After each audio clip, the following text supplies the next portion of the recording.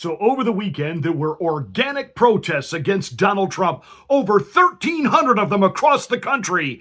Organic from the people. Sponsored and paid for by George Soros and other leftist billionaires to guarantee certain speakers would be there. But the rest of the participants, they were grassroots and well-informed. What are we protesting today? Donald Trump. What's Donald Trump doing that we're protesting? Well, he is up the American democracy right now and trying to kind of repeal a bunch of in the Constitution, like, rights and liberties. So, is there anything in specific that he's... I don't have all the information. This administration has cut U.S. aid, and I find that reprehensible. I see no alternative position to that. So I guess, people that are starving, people that have to pay for water, I just think we should give a damn about each other. I guess that's my position. What is U.S. aid? U.S. aid is the allotment that is guaranteed to help people in impoverished places to have, like, medical care, for instance. Is that, like, in here in the United States? No. It's where?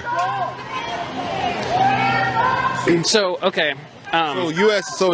Wait, you asked me a question. I'll try to finish it because you're giving me some tough questions about specifics. I don't have facts. I don't have, like, a sheet of information with me. How do you feel about Donald Trump? I think that he deserves to die. You should what? Die. Yeah. Let's get ready to rumble! You can't handle the truth.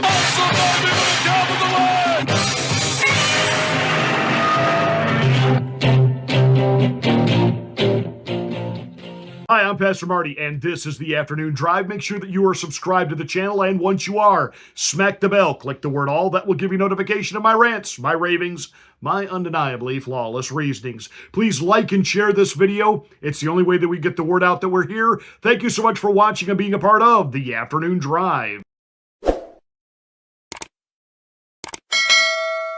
The media continues not to get it. They still don't get the fact that when they snap their fingers and all promote the same narrative, that the American people just line up like the lemmings in an Anison commercial from 40 years ago on television with their mouth open, ready to swallow whatever it is that they're shoveling over. The American people just aren't there anymore. Yes, there were protests across the country, and there were a bunch of libloons that gathered that really can't tell you why they're mad at Trump. They just hate Donald Trump, and they love the fact that there are Democrats now that are pushing to fight back. Notice none of them have any actual real ideas. None of them have any proposals of what to be doing different. And they all basically admit, well, we don't really know what he's doing. We just don't like it. But they don't tell you what it should be. Or when they do, it's in the big, euphoric, abstract, we just want there to be peace and let's make love and not war. It's like, for crying out loud, what is your actual plan to deal with things? The guy with the whole USAID just has no clue that organization did not exist to give water to starving and thirsty people in barren countries. It was there as a CIA slush fund that was literally funding war and woke ideology around the planet, anything to create upheaval. Anything to get the people in those countries fighting with each other the way we fight each other here. Makes you wonder what the CIA's hand in all of that is here as well. But I digress. They're not informed, and yet they're talking about ending him. Ending Donald Trump. Now, if Donald Trump or any conservative talk that way, if you heard things like that coming out of one of Charlie Kirk's Turning Point rallies, the media, the Democrats would be clutching their pearls and demanding that these domestic terrorists be arrested. They're threatening the duly elected leaders of our nation. They make these threats and accusations about Donald Trump, and, it's okay because he's a tyrant. Can't tell you why he's a tyrant, but he's a tyrant. And they can't understand that their tariff narrative is also not working, that Donald Trump has actually increased in his poll numbers since the tariffs went into effect. The president promised all through the campaign that prices would come down right away, said they'd come down right away. Now he's saying, hang tough, it won't be easy. How high are prices going to go? How long will they stay there? I actually saw it in this story that you just gave, George. There's kind of like a logical disconnect between the stories, the competing stories that your team is using to attack President Trump. On the one hand, you're saying that the countries are really angry and they're going to have to retaliate. On the other hand, you're saying that consumers are going to bear the costs and it's going to drive inflation up. But if U.S. consumers are bearing the costs, there's no reason for the countries to be angry. So the fact is the countries are angry and retaliating. And, by the way, coming to the table, I got a report from the USTR last night that more than 50 countries have reached out to the president to begin a negotiation. But they're doing that because they understand that they bear a lot of the tariff. And so I don't think that you're going to see a big effect on the consumer in the U.S. because I do think that the reason why we have a persistent long-run trade deficit is these people have very inelastic supply. They've been dumping goods into the country in order to create jobs, say, in China. George Snuffleupagus getting an actual dose of, what's the word I'm groping for here? Oh, yeah, truth. Truth. If tariffs are so bad and they're so burdensome to the people and do nothing but create inflation, why does every other country on the planet except the U.S. operate in tariffs and have literally for a century or more?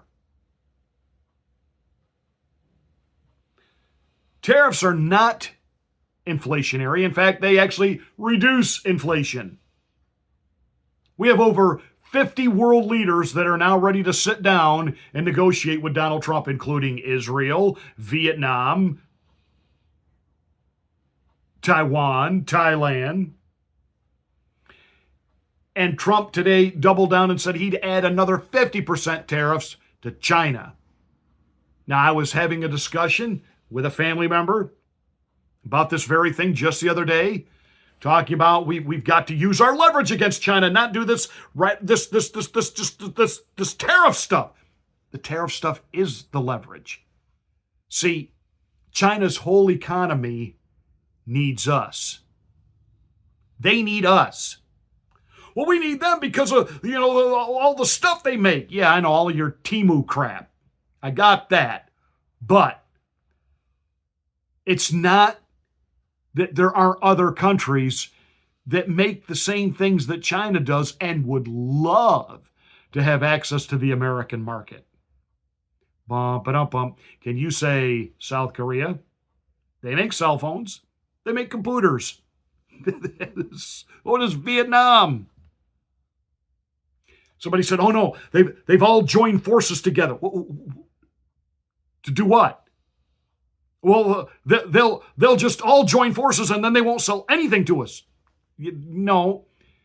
In the end, they'll stab each other in the back because they want to become and have access to the American economy, to the American market. This is going to work. Everybody just needs to breathe, count to 10, and hang on. It's going to be okay. We're already seeing the prices at the grocery store drop. Mr. Stephanopoulos wouldn't acknowledge that, did he? The prices are actually coming down. Why? Because China has oversold into our economy. We've got some surplus while we shop for other people to supply us with the things that the American people love to buy, while at the same time we force American companies that are building their things overseas to bring them back here, build it here, and build our economy to make us great again. This is the long game, not the short game. Donald Trump is going to win this. Oh, and by the way, everybody was worried, what would India do? India now wants to sit down and talk to the president. You get all these countries to start ending their tariffs, we'll end ours. and will balance the trade scales. And in the end, who's China going to sell to? Seriously, who will China sell to? Exactly. We have the leverage.